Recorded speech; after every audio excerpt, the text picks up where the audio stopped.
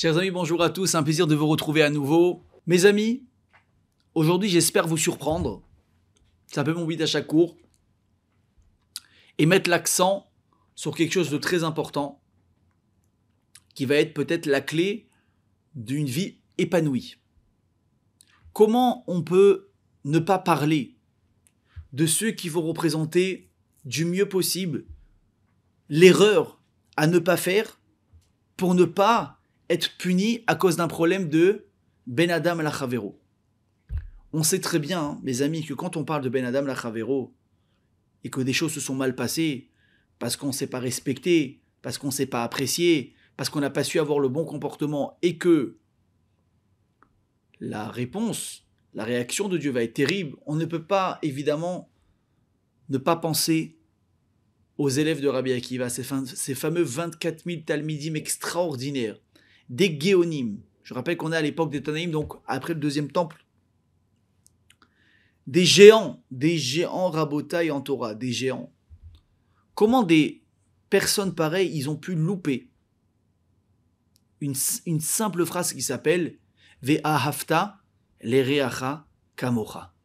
Tu aimeras ton prochain comme toi-même. Ça paraît basique quand on écoute cette phrase. Ça paraît simple, ça me l'a fait même enfant un petit peu. C'est facile, ouais, on va s'aimer, tout va bien. Mais vous allez voir que c'est pas si évident que ça. Mais pourtant, qui a été celui qui a enseigné cette phrase au monde entier jusqu'à aujourd'hui? Amar Rabbi Akiva. Ve'ahavta lereacha kamocha. Qui est-ce qui nous a donné cet acte, cet ordre, cette mitzvah, cet enseignement précieux? Ça a été Rabbi Akiva lui-même. Comment Rabbi Akiva, qui nous a enseigné ça, il n'a pas été capable de faire rentrer ce message dans la tête de tous ses élèves? Avant de me pencher sur les élèves, je voudrais surtout me pencher sur cette personnalité extraordinaire, peut-être qu'on ne connaît pas assez. Qui est Rabbi Akiva? On connaît Moshe Rabbeinu, on connaît Rabbi Shimon Bar Yochai, on connaît un petit peu Rabbi Meir Bar Alanes, on connaît Baba Saleh. Rabbi Akiva, à part le fait qu'on sait qu'il avait 24 000 Talmidim, on ne connaît pas grand-chose. Alors aujourd'hui, si Dieu veut, dans ce cours, je vais déjà vous faire un petit peu découvrir peut-être toute la partie de l'histoire inconnue de la vie de Rabbi Akiva qui est très très très intéressante. Alors je peux vous dire que quand j'ai préparé ce cours, j'ai découvert tellement de choses, on ne pourra pas tout dire dans ce cours parce que sinon on s'éloignerait trop également du sujet que je veux traiter aujourd'hui avec vous, qui est donc le Ben Adam Lachavero essentiellement. Mais pas que Ben Adam Lachavero, vous allez voir que ça va être une clé qui concerne tous les liens qu'on peut avoir dans la société en général. Et surtout, vous allez voir dans un couple, etc. Donc on va prendre quand même une partie du cours pour parler de Rabbi Akiva, ensuite on reviendra à l'essentiel. Rabotai, sachez déjà, Rabbi Akiva, vous connaissez juste tous les grandes lignes, que c'était un Amaharetz, traduction, et connaissait rien en Torah. Rien, absolument rien. La Torah nous dit, la Gemara nous dit que Rabbi Akiva, Arba'im Shana Ayam Haaretz, Arba'im Shana Lamad, Ve'arba'im Shana Limed. Rabbi Akiva, 40 ans, il connaissait rien. 40 ans, il a étudié, et ensuite 40 ans, il va enseigner la Torah. Alors, je vais essayer de faire, si je veux, les chances dans l'ordre. Déjà, comment une personne, chers amis, à l'âge de 40 ans, elle est capable d'avoir un déclic qu'à partir de maintenant, il faut que j'aille étudier la Torah. Parce qu'en fait, n'oubliez pas une chose, je vous répète toujours la même chose dans mes cours, c'est que quand on pointe des géants qui nous ont précédés, que ce soit les patriarches, les matriarches, ou des rabbanim qui sont écrits dans la Gemara, c'est écrit dans la Torah, et qu'on est là, qu'on répète souvent chaque année, ou bien, à force d'étudier la Gemara, on revoit à peu près les mêmes noms et ce qu'ils ont fait, des exemples. On n'est pas là juste pour raconter un livre d'histoire, c'est pour prendre exemple sur ces gens-là. Rabotai, qui aujourd'hui est capable de dire qu'à 40 ans, il a vraiment déjà ouvert un livre de Gemara? Alors oui, les Avrichim, d'accord. Les Bachorei Shevot, d'accord. Les gens qui font un petit peu de Dafayomi, d'accord. Et tous les autres. Est-ce que vous pensez que la majorité du peuple d'Israël font Dafayomi? Malheureusement, non. Ça saurait sinon. Il y aurait des ruptures de stock de Gemara tout le temps dans les librairies qui sont traduites en anglais, en français, en espagnol, en ce que vous voulez. Alors, Makara, ça veut dire qu'aujourd'hui encore, il y a énormément de personnes, écoutez bien, qui ont 40 ans, qui ne sont pas du tout branchés Torah. La question, c'est pourquoi? Alors, moi, j'ai parlé avec beaucoup de gens, Baruch Hashem, qui viennent assister à mes cours. Ils disent, waouh, on adore, c'est bien, Baruch Hashem, super. Je dis, ok, très bien. Je dis, mais à part cette heure de cours là, que tu viens dans la semaine, je dis, tu vas dans un pétamidrash, tu vas à la synagogue. Alors là, qui me disent, écoute, Sina, déjà c'est compliqué la semaine, je vais Shabbat. Bon, c'est une autre catégorie. Puis voilà, déjà on parle de tefilin. Donc voilà, je mets un peu les tefs, j'essaye de les mettre avant d'aller au travail. Sinon, j'essaye de ne pas oublier dans la journée. D'accord? Donc c'est C'est un autre niveau encore de travail. Mais je parle de ceux qui me disent, non, la vérité, je vais à la Sina tous les matins, Baruch Hashem, je vais à la Sina. Après Mincha Arvit, en général, on fait au bureau. Top, le gars, je lui dis quoi la kavod. Midi, mais, la vérité, j'ai du mal après avec le cours du Rav ou avec le cours du celui-là. La vérité, je m'assois à la Gemara, je comprends rien, je comprends pas, la halakha, je comprends pas, ça me saoule, voilà, si encore j'écoute, voilà, un cours de Moussard et tout, bon, ouais, c'est bien, mais je peux pas aller plus haut que ça. Bon, déjà, prends ça. Alvaï, qu'on pouvait faire tous les jours, on va mettre une demi-heure, une heure de Moussard. D'accord? Mais dis non, mais essentiellement, c'est Gemara, Moussard, c'est que Shabbat, ou que le jeudi, ou qu'au truc. Ma baya. La baya, les rabotailles, c'est que toutes les personnes qui vont réagir comme ça, eh ben, sachez que vous êtes des mini Rabbi Akiva. Et que vous avez le potentiel de devenir des Rabbi Akiva. Qu'est-ce qui se passe à l'époque? Écoutez bien. On a une personne qui s'appelle Akiva ben Yosef. D'accord? Il est complètement bouché en Torah. Il ne comprend, il ne cale rien. C'est même le Aleph Bet, il a du mal à comprendre. Vous comprenez? C'est un niveau de, pas de bêtises, mais d'incompréhension qui est extraordinaire. C'est vraiment un vrai niveau. D'accord? Et Rabbi Akiva, donc Akiva, qui deviendra évidemment plutôt, vous avez compris, Rabbi Akiva, il ne comprend pas la Torah. Donc il n'a pas envie de l'étudier. Ok? Maintenant, ce que je vais peut-être vous apprendre un chidouche, c'est que ce Akiva dans la vie, il a eu beaucoup de péripéties. C'est quoi ces péripéties en question? C'est que déjà, sachez que Rabbi Akiva, dans sa vie, il se sera marié au total 3 fois. Vous avez bien entendu ce que je vous dis? 3 fois. La majorité des gens connaissent sa femme, la principale, qui va l'aider à devenir un géant. Il y en a aussi qui sait qu'elle a fait, qui s'est remarié. Mais ce que vous n'avez pas dit, Rabbi Akiva, il s'est marié en tout 3 fois. Alors j'ai essayé de mettre un peu d'ordre dans l'histoire. On a un type qui n'a pas d'oseille, qui travaille, qui est, comment elle a dit, bourvé à Maharetz, qui connaît rien en Torah. Et en plus de ça, bon, ça, je vous garde pour la suite le dernier détail, ça va vous faire rire. Un jour, la Gemara nous raconte que ce Akiva, il est marié.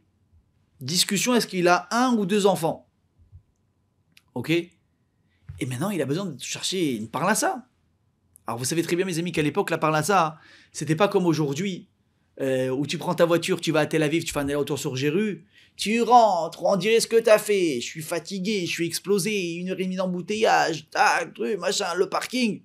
Papa, de quoi tu te plains? Tu t'es levé ce matin dans ton lit, tu vas dormir ce matin dans ton lit, ce soir dans ton lit, tu vas prendre ta petite douche, tranquille, ta femme, si elle est sympa, elle t'aura préparé une petite assiette, si elle sait que tu rentres tard, tu vas trouver un repas au frigo, maximum ta Wall, tu commandes à manger, c'est pas la fin du monde. À quoi le passer d'ailleurs? Les amis, à l'époque, on devait ramener une parnassa. Si on était content, on avait quelque chose dans la ville, bah sinon, il fallait carrément changer de ville. Enfin, tu déménageais pas, ou des fois oui. Mais dans le meilleur des cas, qu'est-ce qui se passait? Tu laissais ta femme et tes enfants à la maison. Tu devais partir pendant des fois des mois, voire des années pour travailler dans un endroit. Ensuite, tu prenais ton salaire et tu revenais vivre comme ça chez toi. Donc, c'était très dur. Et voilà que notre ami Akiva, il n'a pas le choix. Il cherche un travail, on lui propose un travail loin de chez lui pour une durée de 3 ans. C'est ça le poste. Apprendre ou à laisser. Tu peux pas faire ni 6 mois, ni je pose des RTT, je rentre pour les fêtes. Vous imaginez ou pas? Shabbat, Rosh Hashanah, Kippour, Pessah, ce que tu veux. Il n'y a pas de famille, il n'y a rien. Tu es tout seul. Malasot, il n'y a pas le choix. Il dit à sa femme et à ses gosses, écoutez, on a besoin d'oseille, Yetov, je m'en vais. Il va travailler. Rabotai, pendant 3 longues années, il se tue à la tâche pour travailler, pour bien faire son boulot, pour mériter son salaire, pour faire tout ce qu'il veut. Au bout de 3 ans, il tombe un fou. Vous imaginez, ça y est, je vais toucher mon salaire, je vais être content, tout va bien se passer. Je vais enfin pouvoir rentrer chez moi. Il va voir son employeur. Et qu'est-ce qu'il lui dit son employeur? Il dit, je suis désolé mon ami, j'ai pas d'argent pour te payer.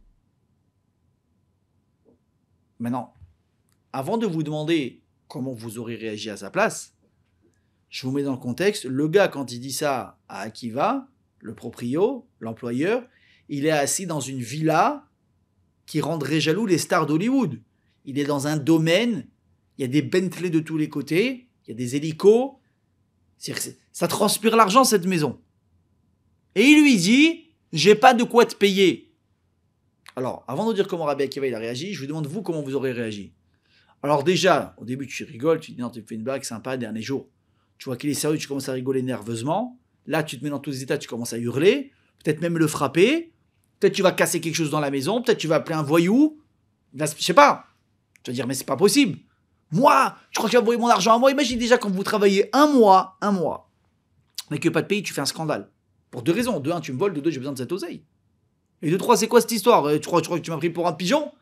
C'est pas 1 mois de salaire, c'est pas 6 mois de salaire, ni 1 an, 3 ans de salaire. Il lui dit, j'ai pas. On lui aurait mis la maison en feu. Qu'est-ce qu'il dit à Akiva? Il dit, t'es sûr de ce que tu dis? T'as pas au moins des bricoles à me donner? Karim, Ksatot, quelque chose. Des couvertures, des coussins, je sais pas, quelque chose. Un petit truc. Il dit non, Bémet, j'ai rien. Qu'est-ce qu'il dit à Akiva? Tiye Bari. Des bonnes nouvelles, que le bon Dieu te protège et qui te... Alors, je sais qu'ici aussi en Israël, on a cette expression Tiye Bari, sauf qu'en général, quand tu te prends la tête avec un Israélien qui dit Tiye Bari, ça veut te dire, à part que Dieu te garde, ça veut dire fais attention qu'il t'arrive vraiment pas quelque chose. Et là, lui, Akiva, il lui souhaite vraiment le meilleur, mais de tout son cœur. Et il s'en va. On est veille de Kippour, Rabotaï. Il veut rentrer chez lui. Les enfants, ils savent que papa, pour Yom Kippour, il doit rentrer à la maison au bout de 3 ans. Qu'est-ce qu'ils attendent, les enfants, quand des parents ils rentrent de voyage? Ils sont contents de voir leurs parents, mais ils foncent sur les valises parce qu'ils attendent les cadeaux. Dans les valises. Et la pauvre, sa femme, 3 ans, elle n'a pas vu son mari. Tu penses pas qu'elle attend un cadeau, elle aussi? Elle a le droit, n'est-ce pas? Regardez, quand vous partez une semaine pour le travail ou pour un mariage ou j'en sais rien. Tu rentres pas les mains vides à la maison. Tu dors sur le canapé. Dans le meilleur des cas, si on t'ouvre la porte. 3 ans, il n'a pas vu sa femme. Elle aussi attend quelque chose. Et à part ça, là, la Macolette à côté de la maison, ça fait 3 ans qu'il note ce qu'elle prend. La femme, elle dit, mon mari va revenir avec une paye. On leur doit 50 000 shekels. Rabotaï, Akiva, il rentre à la maison. Ses enfants, ils courent vers lui, ils voient qu'il n'a pas de valise. Ils ne comprennent pas. Sa femme, elle court vers lui, il n'y a pas de valise. Il n'y a pas de sac, il n'y a pas de sacoche. Où t'as mis l'oseille? Qu'est-ce qu'il dit? Il n'y a pas d'argent. Comment ça, il n'y a pas d'argent? Il dit même pas ce qui s'est passé. Il veut même pas salir le nom du gars. Pose pas d'argent, pose pas de questions, il n'y a pas d'argent. Hachem Yahazor. Imaginez la réaction. Maintenant, en éveil de Kippour, il n'y a pas trop de temps de s'étaler. On passe Kippour. Le lendemain, Rabotaï, qu'est-ce qui débarque dans la maison de... La maison, vous avez compris, espèce de cabane de Akiva. Le propriétaire. Il arrive avec des ânes remplis, Mikol Touf, de toutes les meilleures choses. Non seulement il lui donne son salaire qu'il lui devait, en plus il lui rajoute encore des choses. Il lui dit, j'ai une question à te poser. Quand je t'ai dit, je ne peux pas te payer alors que tu es assis dans une maison de luxe, qu'est-ce que tu t'es dit? Mais dis-moi la vérité. Qu'est-ce que nous on aurait pensé, Rabotaï? T'es un mytho, t'es un gros mytho. T'es un voleur, t'es un escroc, t'es un menteur, t'es ce que tu veux. Comment tu peux pas avoir d'oseille du jour au lendemain? Qu'est-ce qu'il a dit Rabbi Akiva?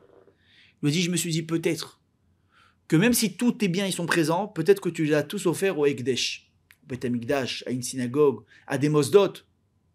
Et si tu dis avec ta bouche à Rézé, Ekdesh, Rabotaï, c'est fini, ça t'appartient plus. C'est fini, ça t'appartient plus. Ça appartient à la Sina, ça appartient au Beth Amikdash. J'ai peut-être t'as dit ça. C'est dit qu'il a dit, le propriétaire dit, tu sais quoi? Keshem shedan taouti les kavzechut, car qu'il y a dounou otra les kavzechut. Rabotaï, cette histoire, elle a fait tellement de bruit dans la ville de Rabbi Akiva. Écoutez bien comment les choses vont s'enchaîner après. Je précise cette info très importante. Ça fait tellement de bruit, on a entendu qu'il y a un gars simple, un berger, quelqu'un qui travaille dans la manutention. Il a été capable de juger les kavzechut, une personne qui était en train de l'escroquer. Les midotes extraordinaires qu'il a, cela, il a rien dit, il a pas crié, il a accepté sur lui, il a été incroyable. Et l'histoire, elle fait beaucoup de bruit. Mes amis, le temps passe. Et la femme de Akiva va mourir. Et elle le laisse veuf avec, comme on l'a dit tout à l'heure, 1 ou 2 enfants. Qui va s'intéresser à lui pour un chidour? La princesse de Jérusalem. La fille de Kalba Savoie, un des plus riches de Jérusalem de l'époque. Il a une fortune colossale. Sa fille, c'est la princesse de Jérusalem. D'accord? Donc elle est belle. Son père, il est très riche. Des prétendants à l'ANA du monde entier. Et à qui elle s'intéresse? Un veuf avec des gosses qui n'a pas un rond, Rabotaï. Il n'a pas un rond. Aujourd'hui, dites-moi la vérité. Dans le monde des shidduchim, il faut être honnête, ce que je vous dis, ça fait de la peine. Qu'est-ce que les jeunes filles, elles demandent? Qu'est-ce qu'elles recherchent, les jeunes filles? Alors ouais, t'as sur le papier, voilà, qu'il y ait des bonnes midotes, soit souriant, nan. Et la première chose qu'elles regardent, c'est combien tu gagnes? Qu'est-ce qu'il fait dans la vie? Qu'est-ce qu'il fait? Alors attention qu'on se comprenne bien, je dis pas que c'est pas important. Une femme, elle cherche la sécurité, c'est normal. C'est un homme qui doit assurer à la maison. Une femme, elle peut l'aider évidemment, surtout aujourd'hui, la vie est devenue difficile. Mais qui a le le rôle de porter sur les épaules de la parnassa, vadaï que le premier c'est le mari. C'est même pas en discussion, je parle pas de ça maintenant. Mais à quel moment la question financière est devenue plus importante que les midotes d'une personne? À quoi ça sert de courir vers une carte bleue? Parce qu'une fille, aujourd'hui, qui ne comprend pas ce que c'est la vie, quand elle voit un homme, elle voit une carte bleue. D'accord? Elle voit un beau gosse passer. Ah, forcément, il te plaît, d'accord. Sauf que, si tu vois que derrière, il n'a pas d'oseille, tu vas plus t'intéresser à lui. Dans la majeure partie des cas, c'est comme ça. Tu vas me dire, écoute, s'il n'a pas d'oseille, pourquoi tu me mets dans la galère? Je comprends.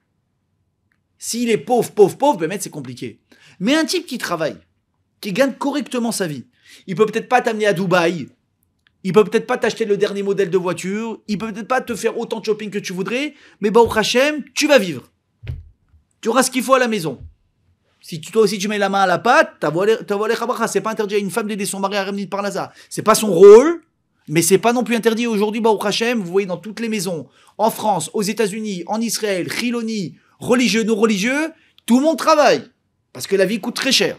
Ok?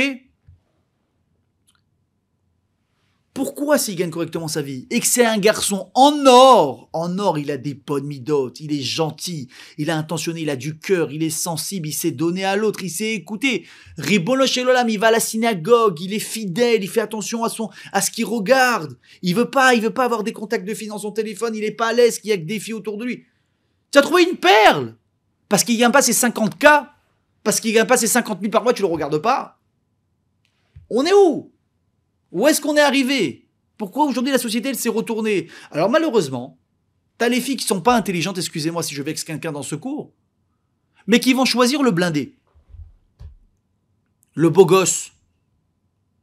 Il n'y a aucune midote, aucune éducation, au contraire, parce qu'il a de l'oseille, il est gonflé comme ça à bloc, parce qu'il est beau, il se prend pour Dieu, et toutes les filles lui courent derrière. Mais encore une fois, tu peux être beau, et si t'as des midotes, ça va. Tu peux avoir de l'oseille cachée, mais t'en rajoutes, parce que tu sais plus où les mettre. Maxime, t'inquiète pas, on saura quoi en faire avec. S'il y a des midotes, oh Hachem, t'as tout eu, voilà ma baba, oh la mazé. Mais si quand tu sors avec lui, tu vois qu'il a de la gava, il est prétentieux, il est pas gentil, il parle mal aux gens, il t'écoute pas, déjà fiancé, vous disputez tout le temps, vous sortez, il te base, il truc, machin, il te paye, il traite comme sa chose, il veut pas payer, il est radin. Mais qu'est-ce qui va se passer? Je vais vous dire ce qui va se passer. Vous allez vous marier. Sur les photos de mariage, ça va être un mariage de princesse d'Hollywood. Tu vas être la plus belle sur les photos. Tu vas être triste. Tu vas être dans une prison dorée. Dans le meilleur des cas, tu seras dans une prison dorée. Mais tu n'auras pas de mari. Tu auras une carte bleue, parce qu'à la base, c'est ce que tu as regardé. Mais tu n'auras pas de mari. Et dans le pire des cas, tu auras un mec qui est très riche, mais s'il n'est pas généreux, tu vas rien voir. Et si il te donne son oseille, mais qu'il n'a pas de bonne midote, et c'est tout le temps les prises de tête, combien tu crois que le shopping, combien madame, mademoiselle, tu penses que le shopping, ça peut remplacer un mari, ça peut remplir un vide, ça remplira jamais un vide. Un trou qui est laissé par un homme qui n'aime pas sa femme ou une femme qui n'aime pas un homme, il n'y a rien qui peut remplacer ça. Tu as des enfants, tu les aimes, c'est très bien. Mais je rappelle que dans le cœur, on a des parties différentes pour chacun. Il y a l'amour d'une maman pour son enfant, il y a l'amour d'une femme pour son mari, et il y a aussi le fait de recevoir de l'amour de son mari pour sa femme et de ses enfants pour une mère. Mais ça peut jamais se mélanger, ça n'a rien à voir. C'est comme des fois les enfants, vous connaissez cette question, elle est tellement naïve. Papa, tu aimes plus qui, moi ou maman? Des fois, une petite fille, elle va poser la question comme ça à son papa. Et qu'est-ce que tu lui réponds? Tu dis, c'est pas pareil. L'amour d'un papa pour une maman et l'amour d'un papa pour un enfant, ça n'a rien à voir. Les deux sont super forts, mais ça n'a rien à voir. Alors évidemment, l'enfant, il comprend pas. Mais nous, en grandissant, évidemment qu'on comprend que tu peux pas aimer un enfant et une femme ou un mari de la même manière. C'est deux mondes différents. Pareil, tu aimes plus tes parents ou ton enfant, mais ça se compare pas. C'est deux choses totalement différentes. Vous comprenez ce que je veux dire donc? Je refais une petite parenthèse. Mesdemoiselles, mesdames, sachez faire le bon choix. Et pareil, messieurs, hein, là je parle d'aspect financier, etc., mais si chas vechalila, un jour vous cherchez une fille, mais je sais pas, vous voulez absolument une fille qui a de l'argent parce que vous en avez pas, c'est pas un critère de recherche.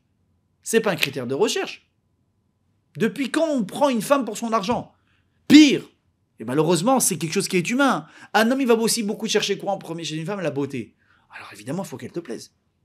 Il faut qu'elle te plaise. Moi, le premier, je dis rabotaille. Des fois, les gens, ils viennent demander des conseils. Des petits jeunes. Voilà, je sors avec quelqu'un, machin. Je sais pas, physiquement, j'accroche pas trop. Il t'accroche pas ou t'accroches pas du tout? Ah, c'est pas ça. Elle est très gentille. Mais j'accroche pas. Je fais, regarde, tu continues. 1, 2 dates. Si ça continue à te déranger, il n'y aura pas de magie, frérot. Elle va rester comme ça. Elle va pas se transformer. C'est pas pour toi. Elle est gentille. Ouais, mais elle est gentille. J'y écoute. Tout le monde a des bons points. Tout le monde a des bons points. Si c'était un monstre, tu n'aurais pas sorti une fois. Mais il faut qu'une personne, elle aime la personne à l'intérieur et à l'extérieur. Tu as le droit de chercher une femme qui te plaît. Si ça te repousse, si ça te dérange, rasve shalom, tu n'auras jamais de shalom baït. Tu ne seras pas heureux. Toi, tu ne seras pas heureux et tu vas la rendre malheureuse. La pauvre, qu'est-ce qu'elle a fait? Si tu l'aimes pas, laisse-la tranquille. Laisse-la trouver un mari qui va l'aimer comme elle est. Comprenez la différence? Donc, il faut toujours être capable, Rabotaï, de mettre les bonnes choses à l'endroit. Ah, maintenant, je trouve une fille, elle est bien, elle me plaît. Elle me plaît. Mais il y en a une autre, elle est encore plus belle. Mais elle a été celle-là, tout est facile avec elle. Elle est gentille, elle dit oui, elle est facile à vivre. Mais fonce, mais fonce. Qu'est-ce que tu vas chercher d'autre? Qu'est-ce que tu vas chercher d'autre? T'es au top. Ok? Bref, je referme la parenthèse. Donc la princesse de Jérusalem, elle a flashé sur Akiva, elle dit je veux me marier avec lui. Elle demande un chidour. Alors Akiva, il est surpris. Il dit attends, je comprends pas. Tu veux de moi? Je suis veuf, j'ai des gosses, j'ai pas un rond. Et en plus de ça, le petit truc que je voulais dire tout à l'heure, la Gemara nous dit que quoi? Que Rabbi Akiva également, il était chauve. Vous imaginez la totale ou pas? Rabbi Akiva, mes amis, était chauve. Ça n'existait pas, les implants Turquie à l'époque. Ça n'existait pas. Il a dit, qu'est-ce que tu veux que je fasse? Qu'est-ce qu'il lui dit? Je m'en fous de tout. J'ai entendu les midotes que tu as. En plus de ça, elle a vu de la tsni'out, de l'humilité en lui. Parce qu'une personne qui est capable de réfléchir, de réagir, comme lui, il l'a fait, c'est la plus grande preuve d'humilité. Je suis rien. Personne ne me doit rien. Hachem Akol Besséder. Je m'efface devant toi. Mais quel anava par rapport à Dieu, par rapport à tout le monde. C'est incroyable. Des méthodes comme ça, il dit, je cherche que ça. Il dit, mais tu t'engages à aller étudier la Torah. Alors Akiva dit, moi je suis d'accord. Le problème, c'est qui n'est pas d'accord dans tout ça? On a le prince, enfin du moins le père de la princesse, Kalba Savoura. Je vous dis, c'était un des plus riches de Jérusalem. Il dit, moi ma fille, tu es tombée sur la tête. Tu crois que je vais te marier avec un clochard, avec un veuf qui a des enfants? Mais ma fille, tu es une célibataire, t'as jamais été mariée. Mais prends un garçon célibataire, qui soit beau, qu'il ait des cheveux, qu'il ait un peu d'argent, qu'il ait une situation. Regarde tous les nobles qui te font la cour. On a une proposition de là, et le fils de ce rave, et le fils de cet homme d'affaires, et ça, et ça. Très bien, ils ont fait les chivotes, qu'est-ce que tu vas chercher? Et en plus de ça, il avait raison, il dit, mais c'est un amaret. Connais pas l'Efbet, qu'est-ce qui t'arrive? Donc on va pas juger Kalba Savoie sur sa réaction. En tant que père, vous imaginez? Une fille qui vous ramène un gars, pas de situation. Attention, hein. Pas de situation. Qu'est-ce que tu fais? Je pointe au RSA. Pas de situation. Chauve, veuf, avec des gosses. Alors il a une chaîne sur le Chai, ok? Il connaît pas l'Efbet. Ta fille, toute ta vie, tu lui as donné une éducation Torah, elle a fait le séminaire. Mais qu'est-ce que tu vas faire? Mais tu m'arrêtes ça tout de suite. T'enlèves ça tout de suite. Il n'y a pas. Rabotaï, Rachel, elle va jusqu'au bout. Mais là, attention, juste je vous dis un truc. Mesdemoiselles qui écoutez ce cours, ou mesdames, je vous rassure, hein, c'est pas un exemple à prendre. Dans le sens où, rappelez-vous que pour se marier, il faut toujours avoir la bénédiction de ses parents. Là, le cas qui se passe, c'est un cas exceptionnel. Elle a eu entre guillemets une ashgacha pratin, siata dishmaya, qu'elle est vraiment tombée sur un tzaddik, mais ne cherchez pas le bon à rien. Le feignant, le bras cassé, juste parce qu'il vous plaît, il est beau gosse, il est gentil, il vous fait briller, et parce que tu vois qu'il est généreux. Il faut un minimum. Il fait Shabbat. Il mange cachère, ce garçon. Il met les tzitzit, il met les tfilines, il a une kippa sur la tête. Il va à des cours, il a un rave, il sait ce que c'est une synagogue. Il est mekabel narav quand on lui dit quelque chose. Ou c'est quoi? C'est un mec, vraiment, il a envie d'avancer, il est en train d'avancer. Ou bien c'est le gars, il fait rien de rien, parle pas de Torah. Et bon, on verra un jour dans 40 ans si on avance. Allô. Et celui-là, même s'il a de l'oseille, il faut faire attention. Ok? Là, c'est un truc spécial avec Rabbi Akiva. Mamash, c'était un tzaddik caché. Finalement, elle va dire à son père, je suis désolé, moi je veux me marier avec lui. Son père lui dit, écoute-moi bien, si tu maries avec lui, il va se passer deux choses très simples. De un, j'assisterai pas à ton mariage. Ça fait mal, un père qui assiste pas au mariage de sa fille. De deux, je te déshérite de tout, tu n'auras rien. Elle a dit, ça m'est égal. Rabota, ils sont mariés dans la pauvreté la plus totale. Parce que je répète, Akiva n'a pas d'argent. Sa fiancée, elle était blindée, elle est plus du jour au lendemain. Son père lui a coupé les vivres, plus de carte bleue, il a tout bloqué. Il se marie, sans la présence des parents de la fille, sans oseille, sans rien, et le soir du mariage, Rabotaï, on va où? Alors normalement, le petit Khatan Kala, ils se font un kiff, on leur a pris un hôtel, un jour, 2 jours, des fois, on leur fait le plaisir, une semaine, ou bien ils ont déjà un appartement qu'ils ont loué, Alvaï qu'ils ont déjà acheté, si Dieu veut. Ils vont où, eux? Il n'y a pas d'oseille pour payer un loyer, qu'est-ce que tu me parles d'hôtel? Même un motel, il n'y a pas. Où ils vont? Rabotai, ils sont partis dans une grange, dans une espèce d'écurie. Ils ont dormi, il a mis Akiva par terre, il a mis de la paille. Il a mis de la paille. Et ils sont dormis comme ça. Et Rabbi Akiva, il se réveille et il voit sa femme avec de la paille dans les cheveux. Elle, cette princesse qui dormait dans un lit king size, dans des draps de soie, du coton égyptien, mais des trucs de ouf, des servantes, des esclaves, petit déj au lit, ce que tu veux.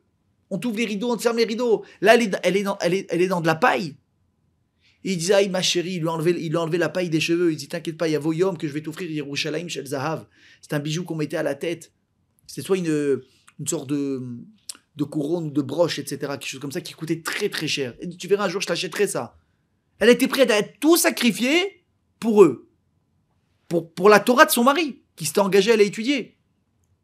Mais alors, vous imaginez bien que dans ce genre de situation, leur morale n'est pas au top. Hein. Loin d'être au top quand même. Avec les regardez, j'ai purée, mais pas possible, on n'a rien. On n'a que de la paille, c'est pas possible, je peux pas rester comme ça, il faut que je laisse tomber, il faut que je reparte travailler. Je me suis engagé dans un truc de fou. Et voilà qu'un jour, quelqu'un toque à la porte. On ouvre, on voit un monsieur avec, vous savez, un sac de Carrefour, Rami Lévy, Oshera, ce que vous voulez. Un sac. Et dans ce sac, il y a un bébé. Mazatov, il vient de naître. Oh, waouh, comment je peux vous aider? Il dit, écoutez, je suis quelqu'un de très pauvre. J'ai même pas de la paille pour lui faire un espèce de berceau, t'as compris? On est ni sur la Bougabo, ni sur la... comment elle s'appelle la petite poussette là qui se plie là? Bon, j'ai oublié, c'est pas grave. C'est la seule, c'est celle qui rentre dans l'avion là. Il dit, j'ai rien pour la faire... pour le faire dormir. Il dit, vous avez pas un peu de paille? J'ai de la paille. Bien sûr que j'ai de la paille, il n'y a que ça ici. Il va, il donne la paille, il prend ce que tu veux, il va, il referme la porte. Là, il se rend compte à sa femme, il se rend compte, on se croyait pauvre, on se croyait sans rien, démunis. Il y a des gens même de la paille, ils ont pas. Alors finalement, c'est pas si mal, allez, on va se donner. Et Akiva, il est parti se battre pour étudier. Maintenant, qu'est-ce qui s'est passé à Botaï? Comment Akiva, il a réussi à devenir aussi géant? Alors, c'est marqué dans Avot des Rabbi Nathan qu'un jour, Akiva était en train de marcher. Et il a vu un rocher complètement fendu. Donc, à l'époque, il n'y a pas de laser, il n'y a pas de marteau-piqueur, t'as compris? Il n'y a pas de tracteur, il n'y a rien. Une roche pareille, c'est impossible à couper. Il dit, mais qui a fait ça? D'où elle sort cette force de la nature?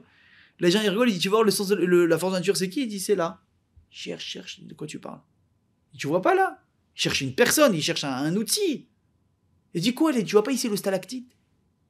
Avec l'eau qui coule? Il dit, ok, alors? Il dit, ben sache que c'est l'eau qui a fait ça. Il dit, l'eau? Il dit, oui, tu vois, chaque goutte qui tombe, au fur et à mesure, ça a fait un trou comme ça. Toutes les minutes, une goutte, à la fin, ça a fait ce trou. Et là, c'est marqué que Rabbi Akiva, il a fait un kalvachomer. Il a dit, si déjà l'eau, elle est capable de fendre la pierre, kalvachomer collatéral pour, entre guillemets, fendre, imprégner mon cœur et ma tête de cette kedusha, je vais finir par comprendre. Il s'est donné à fond, il est devenu qui il est devenu. Mon Raïv Rabotai, quand j'ai étudié il y a des années cet avot de Rabbi Nathan, j'ai rien compris. L'histoire, évidemment, qu'elle est belle. Waouh, l'eau, le pied, le rocher. Mais qu'est-ce que ça veut dire? Qu'est-ce qu'il a compris, Rabbi Akiva? Alors, quand tu marches dans la rue, tu vois un mec qui se baigne, t'as un déclic, ça y est, tu veux ouvrir un hôtel. J'ai pas compris le rapport. Pourquoi? Avant, il n'a pas essayé.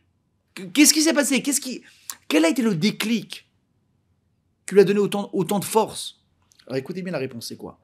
C'est que sachez que Akiva, Rabbi Akiva, il a essayé des dizaines et des dizaines et des dizaines de fois d'aller étudier, d'essayer de comprendre, de se casser la tête. Sauf qu'il n'y a rien qui rentrait, il ne comprenait rien. Rabotai, il ne comprenait rien. Et il a désespéré, il était désespéré, il a tout abandonné, il a dit, c'est pas pour moi. Hein, c'est comme si on parlait, ceux qui se sentent visés, c'est pas grave, c'est bien, ça va vous faire avancer. Moi, regarde, j'ai 40 ans, j'ai essayé 10 fois, frérot, la Gemara, ça rentre pas. Vous savez combien me disent ça? Combien me disent, Rav, vous pouvez nous donner des cours? Mais si vous payez pas, Gemara, je comprends pas. Ah bon, Alakha, ouais, déjà, Alakha, c'est mieux, ok. Mais tu sais pourquoi tu comprends pas la Gemara? Parce que tu fais la même erreur que Rabbi Akiva à l'époque. C'est-à-dire que tu n'es pas capable de comprendre que la goutte qui est en train de tomber, à votre avis, je vous pose une question, mes amis, réfléchissez bien avant de me répondre. Quand vous passez devant un rocher et que vous voyez une goutte d'eau tomber, est-ce que vous pensez que cette petite goutte d'eau, elle a eu un effet sur la pierre destructrice? Est-ce qu'elle a eu un effet destructeur sur cette pierre? Vous allez me dire, bah c'est sûr que non. C'est un rocher. C'est de l'eau, tu vois, ça a séché en 10 secondes, ça n'a rien fait. Réponse, c'est faux. Vous vous trompez. Et moi, je pensais exactement comme ça aussi. Demain, je marche dans la rue, je vais te renverser de l'eau, je dis, ça n'a rien fait du tout à la pierre, elle n'a pas bougé. C'est faux. La première goutte d'eau qui a coulé sur ce rocher, elle a commencé à détruire le rocher. Seulement quoi? C'est tellement infime comme dégât qu'il lui a causé que c'est même pas perceptible à l'œil nu. Si tu prends un microscope, tu fais multiplie, hop, tu vas voir Béhémet que la pierre, elle a pris un coup. Et l'amas, c'est tellement petit que ni ça se remarque, ni ça se voit, ni tu peux y croire. Mais à force de faire une, et encore une, et encore une, et un microscopique changement, plus un microscopique changement, etc., à la fin, tu vois un cratère. Mais ça veut dire quoi? Ça veut dire que tu es obligé d'accepter l'idée que la première goutte, elle a eu déjà de l'effet. Pourquoi? Parce que si la première n'a pas d'effet, il n'y a pas de deuxième. Il ne peut pas y avoir deuxième s'il n'y a pas de premier. Donc si que la première, elle n'a rien fait, toi, la deuxième, elle ferait.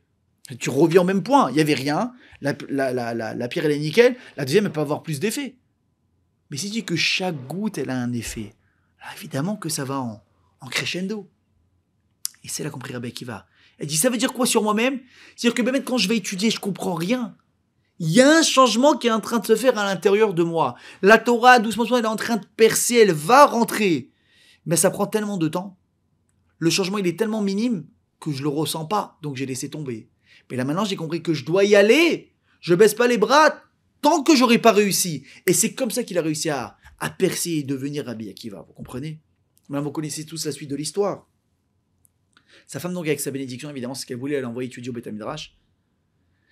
Rabotai, il a étudié. Ensuite, qu'est-ce qui s'est passé? Il est revenu au bout de 12 ans.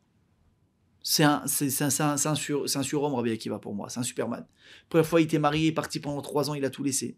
Là, il part pas pendant 3 ans, Rabotai, pendant 12 longues années, juste pour étudier la Torah matin, midi et soir. Et quand on dit matin, midi et soir, Rabotai, il n'y a pas de shopping, il n'y a pas de voyage, il n'y a pas de WhatsApp, il n'y a pas de téléphone, il n'y a pas de réseaux sociaux, il n'y a pas de jeu.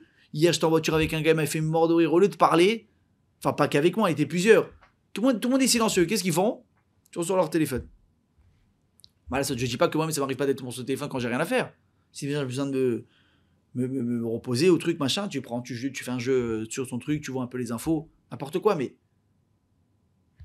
jouer à un Candy Crush à 50 ans, il y a un problème. Je rentre pas dans les détails, ok? Maintenant, lui, il a pas ça. Il a pas ça, Rabbi Akiva. Il n'y a pas Candy Crush, et il n'y a pas, je sais pas encore tous les jeux qu'il y a maintenant. C'est matin, midi, soir, Torah. Il n'y a pas de FaceTime, mais il fera un peu de temps. Il n'y a rien, il n'y a que ça. Il revient au bout de 12 ans. 12 000 élèves. 12 000 élèves. Et il s'approche de chez lui. Il entend quelqu'un qui dit à sa femme, mais dis-moi, ça y est, à un moment donné, il faut arrêter là. Jusqu'à quand ton mari va te laisser comme une veuve? 12 ans sans revenir à la maison, on a vu ça.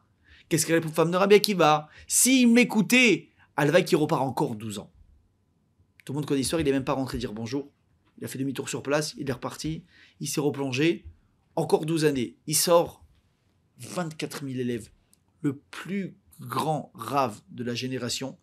Personne, à part Rabbi Akiva, n'a réussi à avoir une yeshiva de 24 000 élèves. C'est impossible.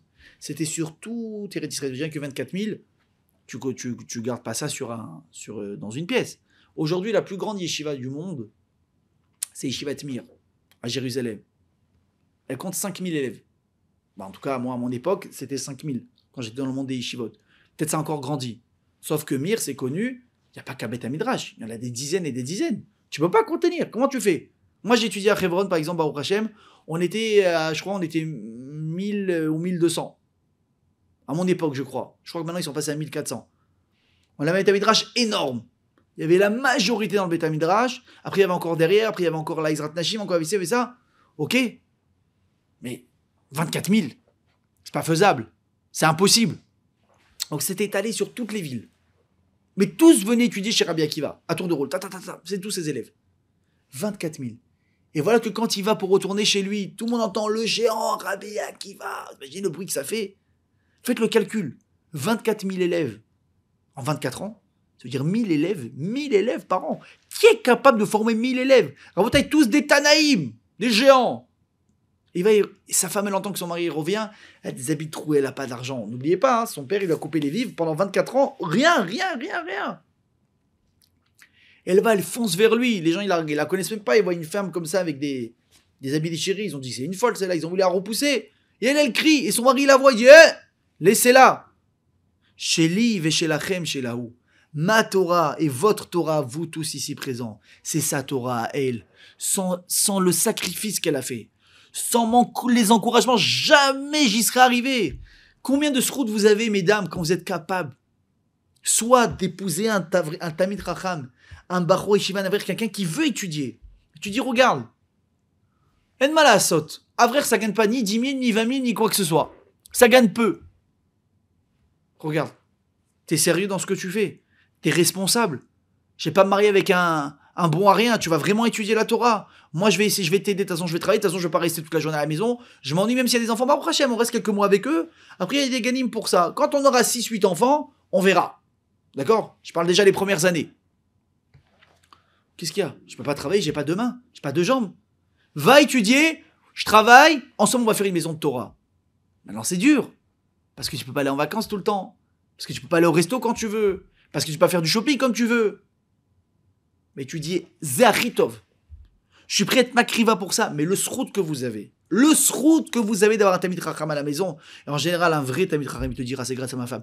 Tous les grands rabbins à qui j'ai parlé, ils m'ont dit c'est grâce à ma femme que je suis arrivé. Les encouragements, quand j'arrivais plus, je craquais. Elle m'encourageait à trouver les mots. Mais quelle sroute vous avez? Vous savez quoi? Vous n'avez pas étudié un avraire. C'est trop pour vous. L'homme chané, vous n'êtes pas capable. Pas grave. On va pas vous faire un procès. Ton mari, tu le pousses à aller étudier?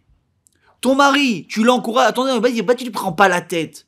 Soyez intelligentes, mesdames. Ne prenez pas la tête à vos maris. Ils vont vous envoyer bouler et ils auront raison. C'est quoi cette guicha?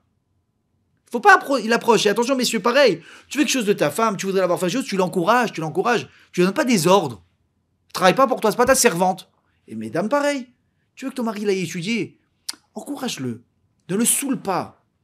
Sinon, il va aller au Beth Midrash parce que tu le saoules et il va jouer, comme on l'a dit tout à l'heure, à Candy Crush sur ton téléphone.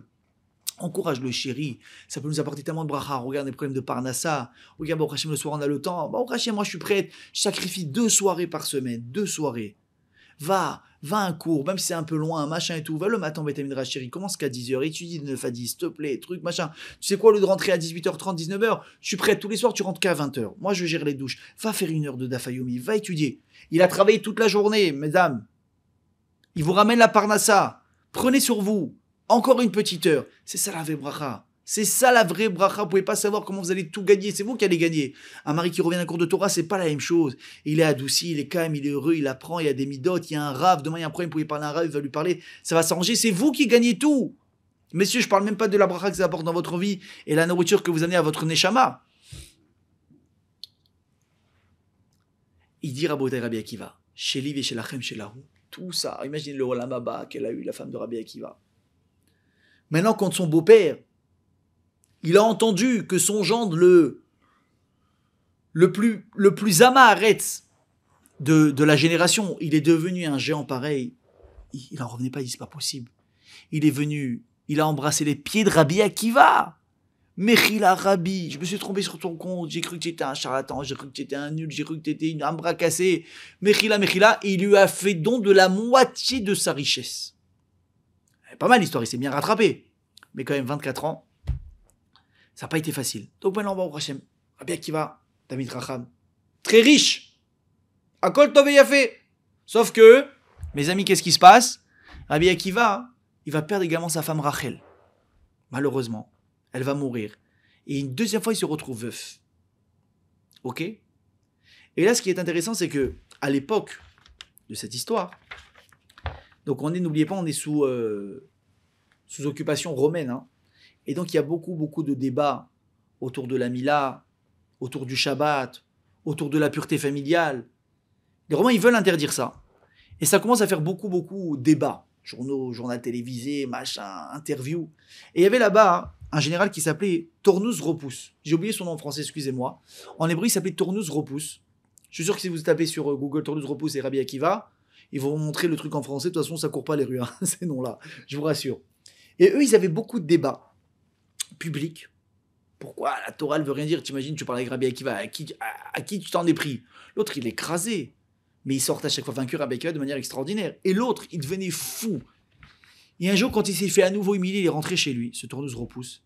Et il se plaint à sa femme, il dit, j'en peux plus de ce Rabbi Akiva, j'en peux plus, il me rend fou. J'arrive pas à le casser, j'arrive pas à le rabaisser, j'arrive pas à me débarrasser de lui. La femme de tourneuse repousse était, nous dit la Gemara, magnifique. Elle était d'une beauté époustouflante. Et elle, qu'est-ce qu'elle lui dit, cette Rachaïte? Écoutez bien. Elle lui dit, regarde, le faire tomber par les mots, t'arriveras pas. Par contre, si tu veux vraiment déchirer, tu sais dans quoi ils peuvent tous tomber les hommes, et surtout ce que leur Dieu il déteste, c'est la débauche. Je dis, si j'ai ton feu vert, mon chéri, moi je le fais pour toi. Hein. Tu me donnes le feu vert, t'inquiète pas, je m'occupe de lui. Je vais le séduire, je vais le draguer, je vais le faire tomber, détective photo, tac, t'inquiète pas, on n'entendra plus jamais parler. L'autre, qu'est-ce qu'il lui dit? T'as raison, vas-y, c'est une super idée. Il lui dit, vas-y, c'est une super idée. Rabotaï, elle se maquille, elle se met des bijoux, ses plus beaux habits, ses plus beaux talons, les plus beaux parfums, ce que vous voulez, les meilleurs. Elle fait en sorte que n'importe qui dans la rue, à 1 kilomètre, tu vas la remarquer, tu vas la sentir, tu vas voir qu'elle est là. Et elle va vers Rabbi Akiva, tac, se présente, la star. On a dit que Rabbi Akiva, quand il a vu cette femme, Yarak, Bachav et Tzachak, il a craché, il a pleuré et il a ri. Makara. Il a craché, pourquoi? Parce qu'il a dit, quel dommage qu'une telle beauté va un jour finir sous terre, après 120 ans, et mettre à val. Beau produit. Bacha, parce qu'elle a essayé de le faire fauter. Et Tzachak, il a dit, mais pourquoi tu essayes de m'avoir Béissou, alors que viendra un jour où tu seras autorisé et on va se marier ensemble Béhéter. Donc c'est dommage. Mieux vaut attendre. Rabotaï, la Gemara raconte que la femme, cette romaine, elle a tellement été impressionnée par Rabbi Akiva, par son charisme, par sa personnalité, elle va partir se convertir au judaïsme et elle va épouser Rabbi Akiva. Elle n'est pas folle l'histoire ou pas? Rabotaï, Rabbi Akiva, il s'est marié 3 fois dans sa vie. Ça a été ses 3 femmes. Ça a été son histoire. Par contre, regardez un truc pour boucler la boucle. Juste, je vous donne un petit ridouche comme ça au passage, parce que je ne peux pas m'empêcher de vous le dire. Rabbi Akiva, on sait comment il va mourir. Il va faire partie finalement des 10 martyrs. Quand on va interdire d'enseigner la Torah, il va continuer à le faire. Il va être emprisonné. Et il va être tué. N'est-ce pas? On sait qu'il est mort le jour de Yom Kippour. Comment il est mort, Rabbi Akiva? Quelqu'un est venu, a pris un peigne de métal et lui a brossé la peau, Rabotaï. Pendant 40 jours, il a souffert, Rabbi Akiva. Une horreur. Qui était le bourreau qui s'est occupé de sa mort? Tourneuse repousse qui n'avait pas digéré que sa femme s'était convertie et qu'elle est partie l'épouser à lui. Il a dit, si quelqu'un doit le tuer, ce sera moi. C'est pas de la dinguerie. La boucle était bouclée. Maintenant, écoutez bien, juste je vous dis, je vous donne du petit ridouche. Pourquoi Rabbi Akiva il est mort de cette manière-là? Et comment c'est que Rabbi Akiva, pendant 40 ans, il n'a pas compris la Torah, tout ce qu'on a dit au début, tout à l'heure? Parce que nous dit Razal que Rabbi Akiva était le Gilgoul de Zimri ben Salou. Qui était Zimri ben Salou? Celui, à l'époque de Moab et Midian, qui avait pris la princesse de Midian, et devant tous les bénis Israël, il avait défié Moshe Rabbeinu en disant, cette femme, est-ce qu'elle est mouteret ou assoura? Est-ce qu'elle est autorisée ou pas à nous les hommes? Et si tu me dis non, alors qui t'a permis à toi, la fille de Yitro, là-bas?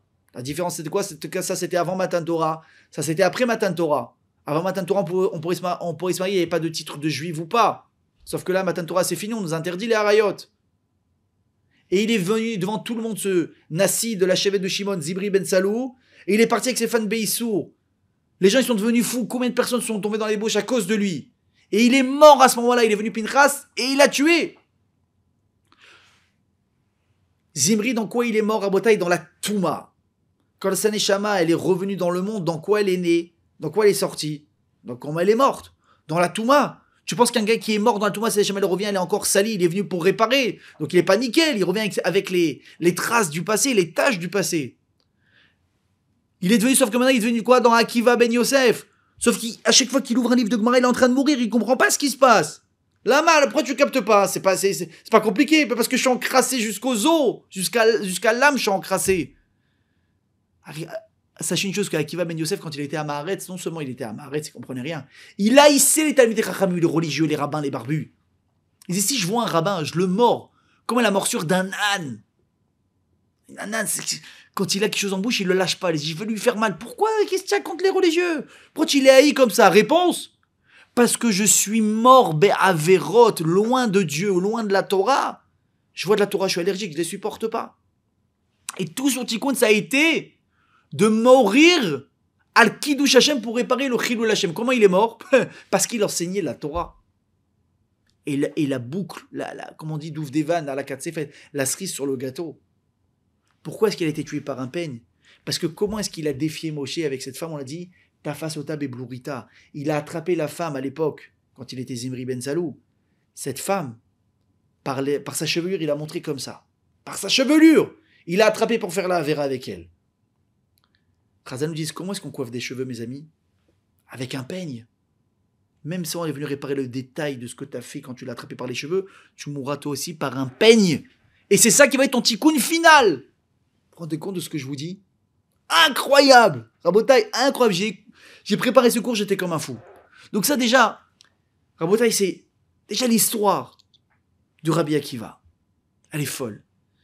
Mais avec le temps qui va nous rester, je vais essayer de faire vite, parce que le message le plus important, c'est celui qui suit. Alors Rabbi Akiva est tellement incroyable. Et il nous sort la phrase « Ve'ahavta lereacha kamocha ». On a l'impression que c'est un peace and love, l'histoire. Aimez-vous les uns les autres. J'ai pas attendu le Nouveau Testament pour ça. Ve'ahavta lereacha kamocha. Qu'est-ce qui se passe avec ces élèves? 24 000. Ils meurent tous. Tous. Marloquette, est-ce qu'ils sont tous morts sauf 5? Rabbi Shimon, Rabbi Meir, Rabbi Yehuda, Rabbi Yossi, etc. Ou bien, c'est Rabbi Akiva qui a fait... Bémet, il les a tous perdus les 24 000, il a cherché 5 nouveaux. Comment c'est possible que quand tu fréquentes un tzaddik comme ça, son message essentiel, tu ne le captes pas? Qu'est-ce qu'a dit la Gemara? Lama metu talmidim chez Rabbi Akiva. Parce qu'ils ne se sont pas respectés. Mais comment c'est possible? Alors, vous savez c'est quoi la perte qu'on a? Écoutez bien ce que je vous dis, elle est horrible, elle est énorme. La perte qu'on a qui est terrible, c'est qu'on pose la question, comment ça se fait que dans la fête de Sukkot, au niveau des jours qui est comparable à celle de Pessah, donc on a 7 jours, on a ce qu'on appelle un jour en plus qui est Shemini Atzeret. Hachem il a dit quoi? Je veux encore un jour avec vous extraordinaire. Moi trop, je veux pas, je vais me languir de vous, restez encore un peu avec moi. Pessah, on n'a pas ce Shemini Atzeret. On a 7 jours de fête. Rabotai, 7e jour, à peine Pessah est fini, les gens sont déjà en train de faire des moufletot et chametz et machin. Oui ou non? Vous avez fait il n'y a pas longtemps. Pourquoi? Makara, pourquoi on n'a pas demandé un jour de plus? Chazal nous dit quelque chose, Rabotai, accrochez-vous bien, que normalement, Pessah, c'est la première partie de la fête, et Shavuot, normalement, c'est le Shemini Atzeret, c'est la fête supplémentaire qui est directement liée à Pessah. Et quelle aurait dû être la période du Homer, donc les 50 jours qui me relient Pessah à Shavuot, un mini Chol HaMoed d'une 50aine de jours. Vous entendez ce que je vous dis? Ça aurait dû être la période de fête, la période de joie, la plus grande du Ham Israël de l'année. Ça n'existe pas, ça, un truc qui dure 50 jours. Ça n'existe pas. Et pourquoi est-ce qu'on a perdu cette période qu'on n'a jamais connue? À cause de la mort des élèves de Rabbi Akiva, du fait qu'eux, ils sont morts à partir du premier jour du Homer, qui commence au lendemain de Pessah. Alors, En Malasot, pendant 33-34 jours, on est en Avelout. Rabotaï, on ne s'est pas rasé la barbe, ça fait plus d'un mois. Ça gratte, on n'est pas beau, on est beau, les cheveux ils poussent, les gens ils n'arrivent plus à se coiffer. Ils sont pas bien. À cause de quoi? À cause de 24 000 personnes qui sont mortes. Mais Ribon Hashem, je ne comprends pas. Mais Khila, je vous pose la question.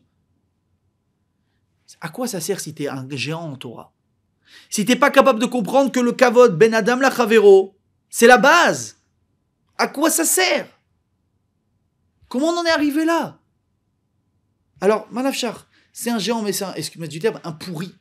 Il ne sait pas se comporter. Moi, je vais tenir un deuil pendant 2000 ans pour lui. On va empêcher des gens de se marier, de fonder des foyers juifs en Israël à cause de personnes qui ne savaient pas se respecter. Mais c'est ton problème, c'est pas le mien. Aujourd'hui, mes amis, quand il y a des gens qui se sont fiancés et qui ont fixé une date, et d'un coup, il y a un problème, machin, on ne sait pas si on repousse ou pas la date de mariage, et ça se fait pas facilement, on fait chez la Drave. Grave, on repousse ou pas? À moins que vraiment il y ait un cas de Bikuar Nefesh ou vraiment un vrai problème, le père, la mère, j'en sais rien. Quelqu'un ne peut vraiment pas être présent où il y a un vrai souci. On repousse pas les mariages. Regardez pendant le Corona. On a annulé des mariages, on dit mariez-vous. Dans une maison à 10 personnes, on fait chez Abraham, Nigmar, mais mariez-vous. Pourquoi? Parce que c'est tellement une grande mitzvah de fonder un foyer juif qu'on ne le repousse pas, on n'annule pas. Et là, Rabotaï, pendant plus de 30 jours, personne ne peut se marier. Je comprends pas. Je comprends pas. Pour qui? Pour des gens qui ont jamais été éduqués? Pourquoi est-ce que moi je dois porter un deuil pareil? Alors, Rabotaï, écoutez bien. C'est que j'ai remarqué que les gens ils confondent quelque chose de très important. Comme il dit le Rambam. À travers le Rambam, je vous dis ça. Il dit que les personnes, quand elles se marient, qu'est-ce que se souhaite? Ahava, ve'arva, shalom, re'ut. Qu'est-ce qu'on souhaite à un nouveau couple? Bezrat Hashem, que vous soyez toujours dans le shalom, que vous aimez toujours, et qu'il y ait toujours de l'amour entre vous, et qu'il y ait de la compréhension entre vous. Oui ou non? L'amour. Et heureusement oui, on leur souhaite le meilleur. Ne divorcez pas. Aujourd'hui, quand tu vois qu'en Europe, il y a 50% de divorces, que ça veut dire que, imagine, tu marches dans la rue, tu vois des gens mariés, tu te dis un couple sur deux, soit il a divorcé, il s'est remarié, ou soit il s'apprête à divorcer. C'est fou. Donc évidemment que quand tu maries des enfants, tu dis oh là là, aimez-vous, que ça vous entendez bien. Bah Rambam nous apprend quelque chose extraordinaire. Il dit sachez qu'avant l'amour, il y a quelque chose d'encore plus important. C'est quoi? Il nous dit le Rambam, un homme, un homme il doit aimer sa femme comme il s'aime à lui. Ça veut dire, toi pour kiffer au resto, tu vas manger une entrecôte. Ta femme à la fin, tu n'envoies pas un Walt falafel. Oh, t'aurais mangé un falafel toi? Est-ce que t'aurais mangé un falafel? Non, j'aime pas le truc, t'es gentil. Ta femme, tu le mets au même niveau, tu l'aimes comme toi. Tu fais shopping, tu t'inquiètes de prendre ta femme aux filles. Il n'y a pas de différence. Parfait, ça c'est Ahava. Par contre, il dit le Rambam, c'est quoi le plus important? Ou mechabda yoter migoufo. Par contre, tu devras la respecter plus que ce que tu ne te respectes à toi-même. Le Rambam, qu'est-ce qu'il fait, Rabotaï? Il met quoi en relief avant tout? Il met d'abord le respect, ensuite en deuxième position l'amour. Pourquoi? Alors là, surprise. Nous apprend le Rambam. Une relation saine ne peut et ne pourra jamais reposer uniquement sur de l'amour. Pourquoi? Je suis obligé de faire vite, parce que sinon je pourrais parler encore une demi-heure là-dessus. Parce que Rabotaï, l'amour, en réalité, c'est un ressenti très égoïste. Pourquoi est-ce que vous aimez une personne? Vous avez déjà posé la question? Pourquoi est-ce que vous aimez une personne? Un ami, un associé, une femme ou un homme? Parce qu'il vous apporte quelque chose à vous. Parce que quand vous voyez votre femme, vous la trouvez belle, ça vous apporte du plaisir. Parce que quand vous parlez avec lui, il vous fait rire, donc ça vous apporte du plaisir. Parce que quand vous sortez, il vous gâte. Parce qu'il est drôle. Parce que ce copain, c'est un kiff de passer du temps avec lui. Tout va vers toi. Tout va vers toi. La sensation d'amour, c'est une sensation d'égoïsme, Rabotaï. C'est comme un jour, on a pêché un poisson, un très très gros poisson dans l'eau. Waouh, les mecs étaient impressionnés. Mais si attends, mais qui va acheter un monstre pareil? C'est pas possible, ça va coûter une fortune. Et le poisson, il va pas mourir. Lâchez-moi, personne va m'acheter. Lâchez-moi. Et là, malheureusement, il y a un pêcheur qui a une idée, il dit waouh, je sais, il y a telle personne dans la ville, je crois que c'est le riche de la ville. Il adore le poisson, c'est sûr qu'il va le prendre. L'autre poisson, il est content, il dit ah, un mec qui adore le poisson. C'est bon, je suis sauvé, merci Hachem, je suis sauvé, tranquille et tout. Alors on amène le poisson, tac, on le monte sur le bateau. Tout le monde, ah, vous avez pensé à lui, ouais, il adore le poisson. Le poisson, il sait, je suis sauvé, grâce à Dieu, ça y est, c'est fini, j'ai plus de sarotte. Il va, on l'amène, donc vite, on le met dans l'eau, comme ça on va le garder, etc. Ensuite, on arrive dans la ville, tac, on décharge le bateau. Les gens, ils voient, ouais, le poisson, vous allez aller chez lui, ouais, il adore le poisson, c'est bon, je suis sauvé. On arrive à la maison du riche. T'as la responsable qui le reçoit. Oui, qu'est-ce que c'est? Voilà, on a mis un poisson pour le balabait. Waouh, comment il va être content, il aime le poisson, de folie, merci beaucoup. On rentre le poisson dans la maison, le poisson, il voit un aquarium comme ça. Et dit le kiff, ça y est, fini la mer, la galère, là je vais être bien, on va me donner à manger tous les jours, je vais avoir des petits copains autour de moi, tout va bien se passer. Sauf qu'au lieu de prendre la direction de l'aquarium, on bifurque à gauche, direction de la cuisine. Ah, qu'est-ce qui se passe? Peut-être qu'on va me nettoyer un peu, peut-être qu'il y a un autre aquarium plus impressionnant, sauf que là, il n'y a pas d'aquarium, il n'y a pas de nettoyage, il y a juste un plan de travail et un couteau. Le mec, il vient, il ouvre le poisson, on va en faire des sushis. Et là, le poisson, il hurle, il dit, vous êtes des menteurs. Vous n'aimez pas le poisson. Vous vous aimez à vous-même. Si vous m'aimiez vraiment à moi, vous m'auriez laissé tranquille dans l'eau. Quand on aime quelqu'un, Rabotaï, on s'aime à soi en réalité. C'est de l'égoïsme. Comme dit Pirkei Avot, que si tu aimes quelqu'un pour quelque chose, batel adavar, betela ahava. Si tu aimes quelqu'un parce qu'il t'apporte quelque chose ou parce qu'il représente quelque chose qui t'intéresse, le jour où il n'a plus cette chose-là, tu l'aimeras pas. Vous comprenez? L'amour, ça peut être la relation la plus dangereuse qui puisse y exister. Si tu ne fais qu'aimer. Qu'est-ce que tu es obligé de ressentir pour une personne pour avancer dans la vie avec elle? Vraiment, de manière épanouie, c'est la respecter. Parce que quand tu respectes quelqu'un à Rabotaï, tu respectes sa différence, tu respectes ses défauts, tu respectes son style, tu respectes tout chez elle.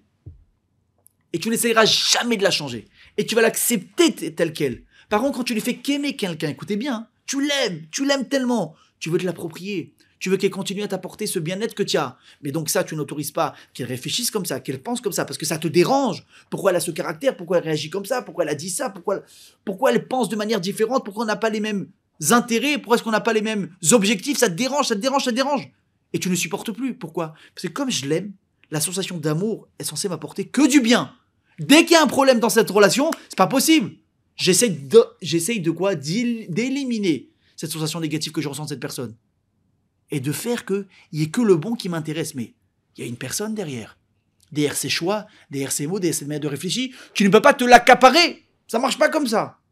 Si tu respectes une personne, tu respectes une certaine distance de sécurité. Tu as le droit de penser différemment que moi. Tu as le droit de parler différemment. Tu as le droit de penser autre chose. Tu as le droit de vouloir autre chose. Et moi, parce que je t'aime et que je te respecte, je dois garder cet équilibre parfait entre les deux. Vous comprenez la différence? Rabotaï, les élèves de Rabbi Akiva, écoutez bien. Ils ont eu un maître extraordinaire, Rabbi Akiva. De l'amour condensé comme on n'a jamais vu. Mais Rabotaï, c'était tellement gros cet amour qu'ils n'ont pas su la gérer. Ras Veshom de croire que c'est des gens qui ne s'aimaient pas. Vous croyez qu'ils se crachaient dessus? Vous croyez qu'ils se crachaient dessus? Mais Ras Veshom, ils s'aimaient. Ils s'aimaient vraiment, c'était pas des voyous. C'était des géants, c'était des grands. Ils avaient vraiment de l'amour à Valma. Ils s'aimaient tellement, Rabotaï. Ils voulaient tellement, entre guillemets, que, écoutez bien ce que je vous dis, hein, que j'ai compris à travers le Rav, que tel halakha, ou qu'on doit faire comme ça dans la vie, ou que si, ou que ça, moutar, rassure, c'est comme ça qu'il faut faire ou pas. Je suis tellement persuadé que c'est comme ça qu'il faut faire, que c'est comme ça que j'ai compris du Rav, que je peux pas me permettre de voir que l'autre va penser, va agir différemment de moi. Parce que je l'aime tellement, je n'autorise pas la différence. Il faut qu'il soit comme moi, parce que moi je pense que c'est comme ça qu'il faut faire. Et ça, mes amis, un amour aussi fort, sans juste équilibre, ça apportait une catastrophe. Qu'est-ce qu'ils ont oublié? Pas d'aimer, de respecter. De respecter la différence de Rabotaï. La différence n'est pas la fin du monde. Le débat, il fait du bien. Toute notre Gemara, notre Talmud, il est basé sur quoi? Sur des discussions et des marloktot. Abaye Rava, Bet Shammai Bet Hillel, Resh Lakish Rabbi Yochanan, et la liste est longue. Mais c'est uniquement à travers le débat, l'échange, les différences d'approche et de regard qu'on arrive à la vérité. Pourquoi est-ce que à chaque fois on dit d'abord ce qu'ils disent Bet Hillel, ensuite d'abord on ramène Bet Shammai? Pourquoi? Surtout la halakha, elle est comme Bet Hillel. Vous savez pourquoi? Parce que d'abord Bet Hillel, il laissait parler Bet Shammai. Toujours. Ils avaient fini de l'écouter. Sans poser des questions toutes les minutes juste pour les casser. Ils les écoutaient. Et une fois qu'ils avaient fini d'écouter, ils résumaient ce qu'ils disaient Bet Shammai pour être sûr d'avoir bien compris. Et à ce moment-là, ils donnaient leur avis. Ça, c'est quoi? Ça, c'est du respect. Ça, c'est le fait de faire je fais cas de l'autre. Mais je ne peux pas arriver à une vérité totale si je reste bloqué avec ma perception des choses, mon envie. Parce que toi-même, tu es dirigé par quoi? Par ton éducation, par qui t'as fréquenté. On est ce qu'on a vécu, n'est-ce pas? Mais ça ne veut pas dire que tu as tout vécu. Ça ne veut pas dire que tu as accès à toute la vérité. Tu as besoin du regard de l'autre qui va te compléter, de l'approche de l'autre. Et même s'il se trompe des fois, c'est pas la fin du monde. Il t'a pas trompé. Il s'est trompé. C'est pas grave.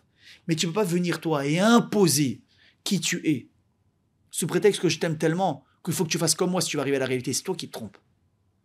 C'est que pour arriver à la vérité, il faut faire la place à l'autre. Il faut être ouvert à l'autre. Il faut donner. Et comment j'arrive à donner la place à l'autre, à ses différences, à son approche, à tout ce qu'on a énuméré maintenant? C'est uniquement si je le respecte. Quand j'ai du respect pour quelqu'un, je suis capable de me taire, je suis capable d'accepter. Si tu respectes ton associé, ton patron, ton employé, tu vas pas lui sauter dessus. Tu vas pas l'obliger à faire des choses. Parce que ça se fait pas. N'est-ce pas? Ça se fait pas. Il m'appartient pas. Ah, et lui, t'appartient pas. Et ta femme, elle t'appartient. Et ton mari t'appartient. Et tes enfants, ils t'appartiennent. tu es obligé de lier amour et respect. Mes amis, c'est la raison pour laquelle aujourd'hui, nous, pendant une Sfirat HaOmer, on a encore ce message. Est-ce qu'on a vraiment été capable de comprendre ce que c'est le respect mutuel? Ce que c'est le respect dans un couple? Ce que c'est le respect dans un travail? En tant qu'employé ou qu'employeur? En tant qu'associé? En tant que n'importe qui dans une synagogue? Est-ce que tu as compris que même si tu as beau aimer quelqu'un, très souvent, des fois on aime des gens, on est très déçu. Pourquoi? Parce que tu étais persuadé que cette personne, elle était que comme toi. Non, elle a ses caractères. C'est quoi en général, mes amis? La plus grande surprise qui surprend un couple quand ils se marient, c'est quand ils se rencontrent, ils sont comme des fous parce que, je commence une phrase, elle la termine, on pense pareil. T'as l'impression que t'as trouvé ton double. Sauf que tu te maries, tu te rends compte d'un coup de tout le côté que t'avais pas vu. Qu'elle a un truc comme ça, qu'il est comme ça, qu'elle a ce défaut, que lui il est comme ça, qu'il pense pas pareil finalement sur ça. Et ça fait très peur. Parce que tu pensais que c'était comme toi. Sauf que non, il y a beaucoup de différences. Alors écoutez bien ce que je vais vous dire. Si on veut réussir dans la vie, évidemment avec Metaken, ce tikkun qu'on traîne depuis trop longtemps avec nous. Mais si on veut vraiment réussir dans la vie, il faut comprendre que le respect de l'autre, c'est quelque chose de trop important pour passer à côté. Les tragédies se sont passées pour des manques de respect. On a perdu 24 000 géants à cause de ça. Pas parce qu'ils ne s'aimaient pas, parce qu'ils n'étaient pas capables d'accepter la différence de l'autre. Rabotai, vous avez compris? Rabbi Akiva, il aura inculqué l'amour. Mais il y a un truc qu'ils ont loupé, c'est le respect. Alors Bezrat Hashem, mes amis, qu'on soit capable de rentrer ça dans nos cœurs. Et Bezrat Hashem, qu'on sera vraiment capable de quoi? De se respecter les uns les autres. Pas uniquement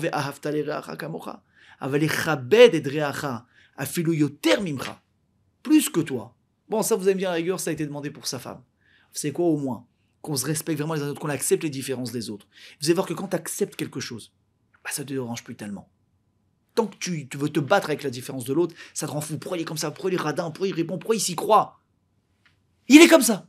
Il est radin. Tu veux sortir avec lui à un resto qui va faire 250 shekels, il viendra pas. Propose-lui une pizza à 20 shekels, il va venir. Adapte-toi. Il s'y croit, laisse-lui sa place. Une fois que vous avez accepté le personnage en face, ça passe beaucoup mieux, je vous assure. Bezrat Hashem, je vous souhaite à tous d'arriver à ce travail personnel et qu'on soit vraiment heureux et épanoui dans nos vies. Amen, Kenny Ratson, Chazak à tous à nouveau et à très bientôt, chers amis.